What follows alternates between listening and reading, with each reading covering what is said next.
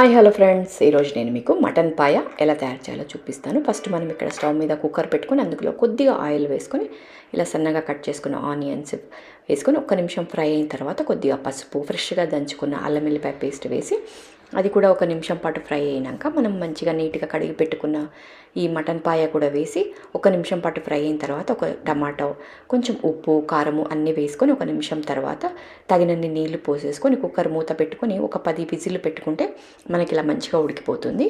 ఇలా బాగా ఉడికిన దానిలో ఒక స్పూన్ కొబ్బరి మసాలా కూడా వేసేసి ఇంకొక నిమిషం పాటు ఉడికించుకుంటే మన మటన్ పాయ అనేది రెడీ అయిపోయింది. చూసారు కదా, చాలా చాలా టేస్టీగా ఉంటుంది.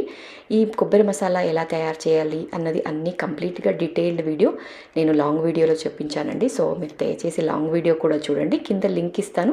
జస్ట్ మీరు ఆ లింక్ ప్రెస్ చేస్తే మీకు ఆ లాంగ్ వీడియో అనేది వచ్చేస్తుంది. సో డెఫినెట్గా ట్రై చేయండి. మటన్ పాయ చాలా చాలా టేస్టీగా ఉంటుంది. మరిన్ని వీడియోస్ కోసం మీరు నా ఛానల్ని